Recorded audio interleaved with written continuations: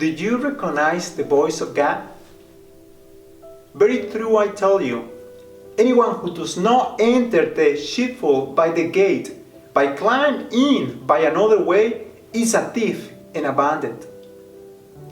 The one who enters by the gate is the shepherd of the sheep.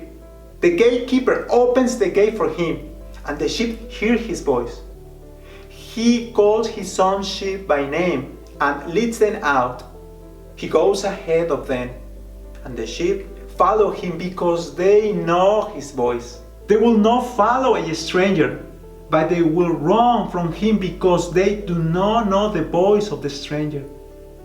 Jesus used this figure of speech with the people of that time, but they did not understand what he was saying to them.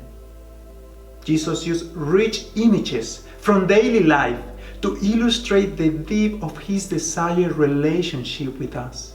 On the one side, Jesus speaks of shepherd and sheep, gatekeeper and gate, recognition and salvation.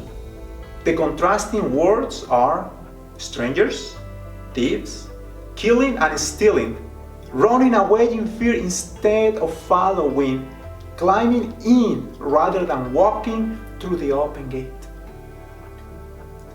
The people do not understand the parable, so the Lord explains it. All must come through him to obtain through life. Here, Jesus reveals to us why he came. He came that we may have abundant life. Our prayers train us to recognize the voice of our good shepherd. We learn to distinguish the voice of the Lord from other voices that appeal to us. Our cultures speak to us in an authoritative ways. Advertisers do everything they can to make their message compelling. National identities flatter, and it is easy for us to be lured away to another flock. So let us pray and ask God to help us to be more open to his voice. Lord, let me hear your voice, so that I may open the gate of my heart for you.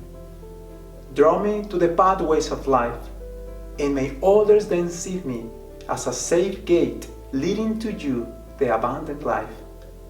Amen.